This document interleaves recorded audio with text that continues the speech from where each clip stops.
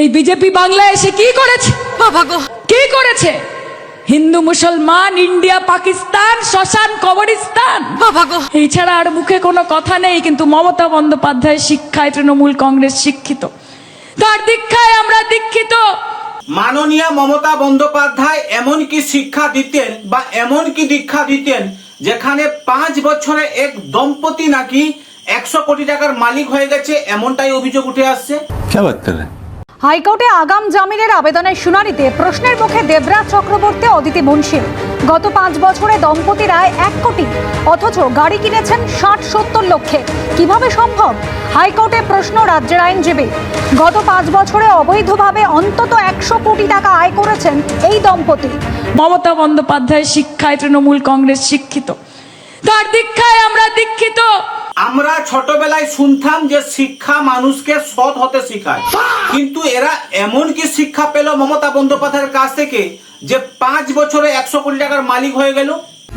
মানে যেখানে সাধারণ মানুষ চাকরির জন্য লাইনে দাঁড়িয়ে আছে, সেই জায়গায় 5 বছরে এরা 100 কোটি টাকার মালিক হয়ে গেল। ঠিক বলেছো। তবে এটা কি রাজনৈতিক শিক্ষা নাকি টাকার গাছ লাগানোর দীক্ষা? বিষয়টা একটু ব্যাখ্যা করবে। মানে সাধারণ মানুষ 5 বছরে 100 কোটি টাকা কামানোর তো দূরের কথা, চোখে কোনোদিন দেখেনি, আর এরা 5 বছরে 100 কোটি টাকা কামিয়ে ফেললো। আমার বাড়ি থেকে অ্যাডমিট কার্ড পাওয়া কিংবা অন্য কোনো ডকুমেন্টস পাওয়া প্রমাণ করে না যে আমি প্রাইমারি স্ক্যামের সঙ্গে যুক্ত।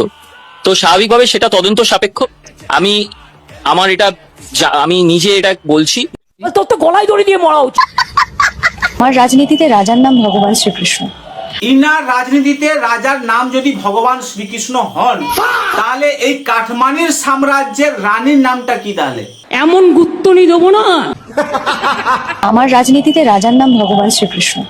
আমি জানি কারোর কোনো মানুষের উপরে এই বিচারদণ্ড থাকে না, আমি তাকেই মানি। তিনি যে দণ্ড দেবেন আমি মাথা পেতে নেব। আর একজন স্ত্রী হিসেবে যদি আমার স্বামীর অভিযোগ ওরা যারা করছে সেটা যদি প্রমাণিত হয়, হ্যাঁ, আমি আমার স্বামীর সাথে জেলে যেতে রাজি আছি। পৌরাণিক যুগে বেহুলা স্বামীর প্রাণ ফেরানোর জন্য স্বর্গে গিয়েছিলেন, আর আধুনিক যুগের বেহুলা স্বামীর সাথে জেল যাত্রা গমন করতেও প্রস্তুত আছেন। তোমরা কুঞ্জ সাজাও গো, আজ আমার প্রাণনা আসিতে পারে। কিন্তু ওনারা প্রমাণটা, এই দায়টা নিতে পারবে তো, এই মিথ্যাটাকে বহন করার মতন?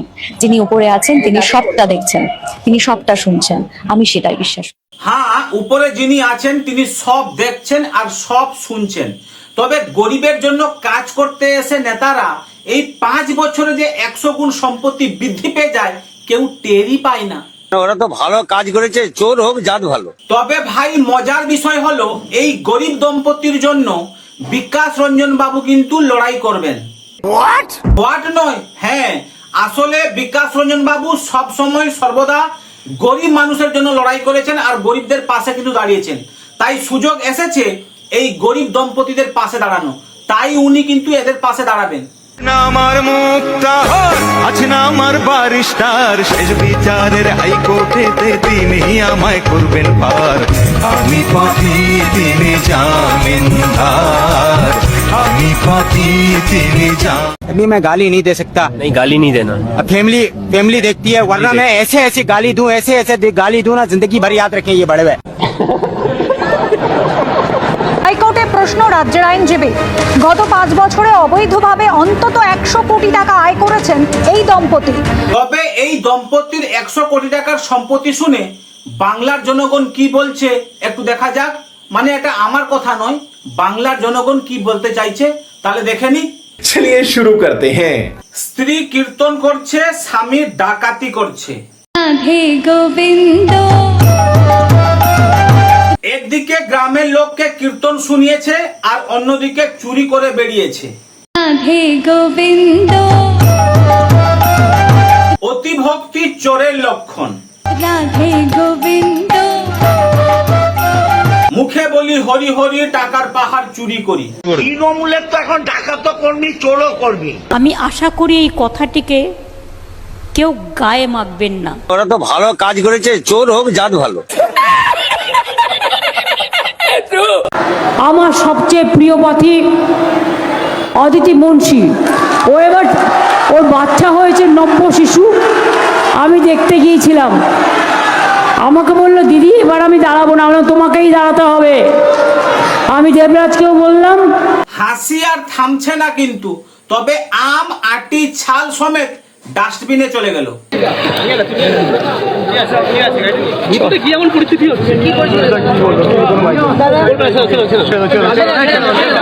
খুব কষ্ট যে বলো, থালা দিয়ে দিয়েছে, খাবার দিচ্ছে না, শোনা গো আমার। শুধু প্রতিশ্রুতি নয়, বাস্তবে করে দেখানোর নাম তৃণমূল কংগ্রেসের সরকার। मैं आप सबसे बस एक ही विनती करना चाहती हूँ कि ममता बनर्जी अपनी जिंदगी की सबसे कठिन लड़ाई लड़ रही है, और जब मैं बोलती हूँ कि कठिन, इसका मतलब ये नहीं है कि कठिन मतलब ममता बनर्जी जीत नहीं पाएंगी।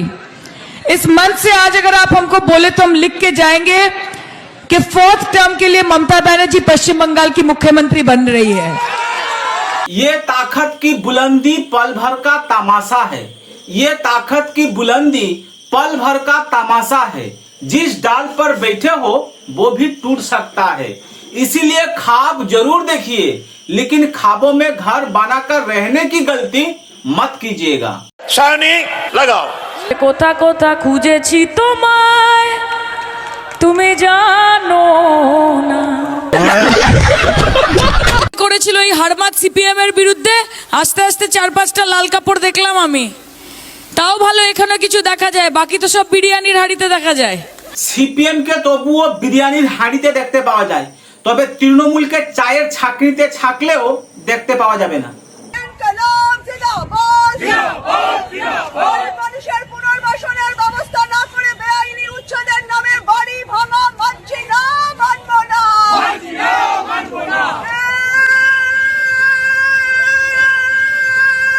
अबे जल्दी बोल, कल सुबह पनवेल निकलना है। 29 সালে দিল্লিতে বিকল্প সরকারের প্রধানমন্ত্রী হিসেবে বাংলা থেকে মমতা বন্দ্যোপাধ্যায় লাল কেল্লায় আমাদের দেশের জাতীয় পতাকা তুলবেন। দিদির স্বপ্ন ছিল ভারতের প্রধানমন্ত্রী হয়ে লালকেল্লায় দাঁড়িয়ে ভারতের জাতীয় পতাকা উত্তোলন করা, আর ভাইপোর স্বপ্ন ছিল পশ্চিম বাংলার মুখ্যমন্ত্রী হওয়া। তবে 2026-এ বাংলার জনগণ এদের স্বপ্নকেই বিসর্জন দিয়ে দিল। আমাদের বাংলার মুখ্যমন্ত্রীকে মা মমতাকে বস্তির মেয়ের মতন দেখতে, কালীঘাটের কলঙ্কিনী, মুখে ব্লিচিং পাউডার লাগিয়ে দিতে হবে। বলছি শুধু হাসলেই কি হয়? এই হাসানোর জন্য আমাকে যে কত না কষ্ট করতে হয় তা মুখে আমি প্রকাশ করতে পারছি না। মাথার ঘাম পায়ে ফেলতে হয় এই হাসানোর জন্য। তাই দয়া করে সাবস্ক্রাইব কিন্তু করে দেন, সাবস্ক্রাইব করতে যেন ভুলে না যান। हमारे लिए इससे बड़ी बात, इससे ज्यादा गर्व की बात और क्या हो सकती है कि इंदिरा जी के बाद महिला प्रधानमंत्री ममता जी बने। যেদিনকে স্যান্ডো গেঞ্জির ভিতরে পকেট থাকবে সেদিনকেই মমতা ব্যানার্জি ভারতের প্রধানমন্ত্রী হবেন, তার আগে কিন্তু নয়। क्या जोक मारा भाई।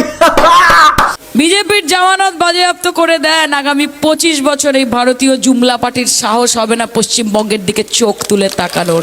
টিএমসি নেমেছিল বিজেপির জামানত বাজেয়াপ্ত করতে। আজকে এদের এমন অবস্থা, এমন জায়গায় এসে এরা দাঁড়িয়েছে যে এদের পিছনে ঝান্ডা ধরার মতনও লোক নেই।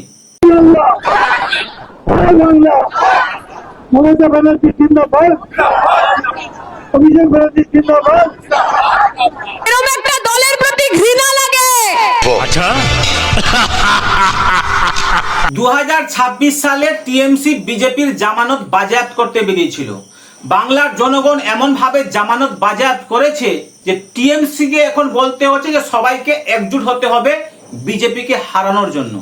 देखिए, अगर भाजपा की सरकार को हराना है तो सबको एकजुट होना पड़ेगा।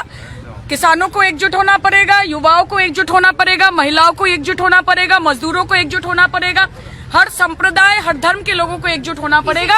कोई फायदा नहीं है, टीएमसी को हराने के लिए सब कोई एकजुट हुआ था। फिर से अगर एकजुट होगा तो टीएमसी का जमानत बाजेयाप्त हो जाएगा। নিঃসন্দেহে তুই ঠিক কথা বলেছিস।